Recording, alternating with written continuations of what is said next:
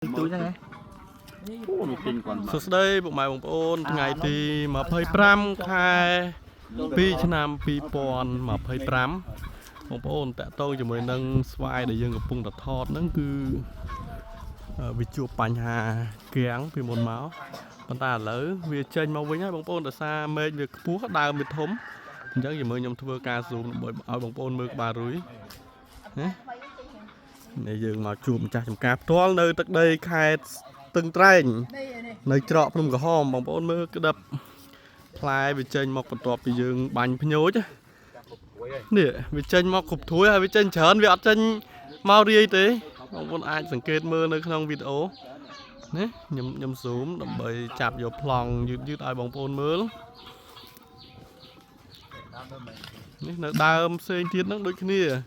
là xa đào nó việt thôm bóng ôn dương bây dương thọt chết vì mượt khơi đòi dương zoom và mê tiếp nó nhìn xuống thì bóng ôn các ba rui tụt từ lốt màu nắng to bị ca bánh phơi nhốiนี่ bóng ôn cái chân mà tràn lên tên chạy slide nơi nông khai pi ní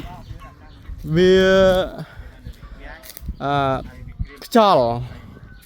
cho hay miền cà thẹn sao miền phiên cọ khai khác nơi đồng bọn khác bàn tay chạy slide bóng ôn mưa nơi nông video đây khi bạn bàn thọt nơi thì tăng dòng cáp to tay một đống cái đập chân cái đăng đây một đống chăn tí ní cọt ọt chấm rú thế bóng ôn cọt bánh bóng pon dọc tay một đống chẳng để tôi như mới nâng ca thọt video vì hiện vạ chắp lòng thích bàn tay nhầm chi chim zoom mền trên mà đang pít đá bóng ôn vì pin mà dòng ca tay một đống nơi tận đây khai từng trái bóng ôn thế bóng ôn mưa tay cho mình nhầm zoom thôi khỏi mưa tạt mê chăn tí vì hiện tôn tô nó sẽ vì trên cái đó mau chởn này tiền làng lứaនេះបងប្អូនឃើញហើយវាចេញមកក្តាំងនេះដើមធំចន្ទទីអាយុច្រើនហើយជាក់ស្ដែងនៅក្នុងតំបន់នេះភាគច្រើនគឺកៀងប៉ុន្តែបងប្អូនអាចសង្កេតមើលនេះបងប្អូនឃើញទេវាចេញមកក្តាំងបែបនេះវាចេញមកជាលក្ខណៈចង្កោមតែម្ដងនេះបងប្អូនមើលពីចម្ងាយនោះដើមផ្សេងទៀតដូចគ្នាមិនមែនល្អតែមួយដើមឬក៏ពីរដើមទេយើងកលេចទៅខាងណាក៏ចេញដូចគ្នាដែរណាវាចេញបានគ្រប់ត្រួយហើយវាចេញក្តាំងដូចគ្រាប់ភ្លៀងតែម្ដងមានក្តាប់វគ្គមុនហើយនឹងក្តាប់ដែលយើងបាញ់ភ្ញូចថ្មីគឺវាចេញបានល្អមែនទែននៅទឹកដីខេត្តស្ទឹងត្រែងច្រកភ្នំក្រហមបងប្អូននេះហើយយើងសង្កេតតាក់ទងជាមួយនឹងក្បាលរួយដែលលោតថ្មីបងប្អូនឃើញទេគឺវាចេញបានល្អចេញបានស្អាតហើយបញ្ហាខ្លោចក្រៀមហ្នឹងគឺមានតិចតួចមែនទែនអត់សូវច្រើនទេមានមួយគ្រាប់ដោយសារនៅក្នុងរដូវនេះវាធ្លាក់អន្សើម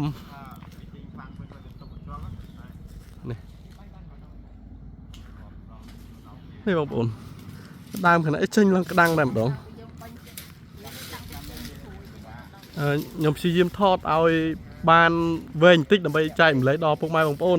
ដោយសារវាចេញមិនមែនតែមួយដើមទេវាចេញគ្រប់ដើមអញ្ចឹងតែម្ដងយើងដើរតាំងពីមុខមកនេះដល់កណ្ដាលចកាហើយបងប្អូនដូចមេឃខាងនោះដើមខាងនោះអីយើងមើលពីនេះទៅឡើងទុននេះវាអាយុ13ឆ្នាំហើយស្វាយនេះវាយើងខែទៅវេទនាខែចន្ទទីនេះអាយុ13ឆ្នាំហើយបើថាដើមវាទៀបវិញល្អមើលណាមើលវាចេញមកឡើងកញ្ញុលនោះទៅមក3 4 5ថ្ងៃ3បាទដោយសាររដូវកាលនេះវារៀងធ្លាក់អន្សើមសើមផងខ្យល់ផងវានៅចេញមកកបសាមចេញទៀតនេះមានវគ្គទី1ទី2ទី3វាចេញមកហូរហែចេញល្អមែនទែនបងប្អូនចកោមហើយតាក់ទងជាមួយនឹងកម្លាំងផ្កាដូចគ្នាគឺនៅស្រស់បងប្អូនអត់តន់ខូចទេ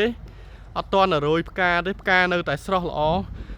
ភាគរយផ្កានៅតែស្រស់ល្អអញ្ចឹងភាគរយនៃការលូតក្តាប់លូតក្បាលរួយវានៅតែចេញជាបន្តបន្ទាប់នេះបងប្អូនខ្ញុំថតយឺតហ្នឹងដោយសារអីនៅកាមេរ៉ាវា focus វាអត់ទាន់វាចាញ់ថ្ងៃឥឡូវហ្នឹងវាមេឃវាសតុំនេះខ្ញុំដើរមកហ្នឹងដើមផ្សេងទៀតគ្រប់ដើមវាចេញក្តាំងអញ្ចឹងដូចគ្នាតែម្ដងបងប្អូនណាមិនថាមេឃត្រូវថ្ងៃឬក៏មេឃបាំងថ្ងៃទេ ហើយម្យ៉ាងវិញទៀតចន្ទទីហ្នឹងអាយុច្រើនបងប្អូនអាយុ13ឆ្នាំបងប្អូនមើលដើមនេះ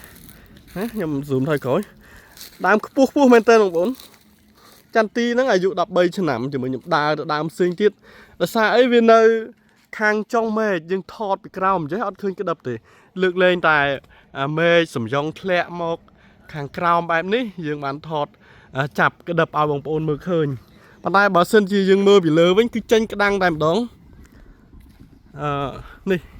នេះបងប្អូននេះខ្ញុំថតគឺទាំងអស់មកចំការនឹងតែម្ដងបងប្អូនមិនមែនតែមួយដើមពីរដើមទេគឺវាចេញស្មើគ្នាគ្រប់ដើមតែម្ដងដោយសារប្រសិទ្ធភាពថ្នាំវាចេញល្អនេះបងប្អូនខ្ញុំថតហ្នឹងបងប្អូនអាចតាមដានជាមួយនឹងការថតផ្ទាល់ដោយសារចន្ទទីបងគាត់អត់ជំរុះទេដោយសារគាត់ទើបតែសាកល្បងប្រើឆ្នាំទី1ទេនៅចំការនេះប៉ុន្តែក៏មានចំការផ្សេង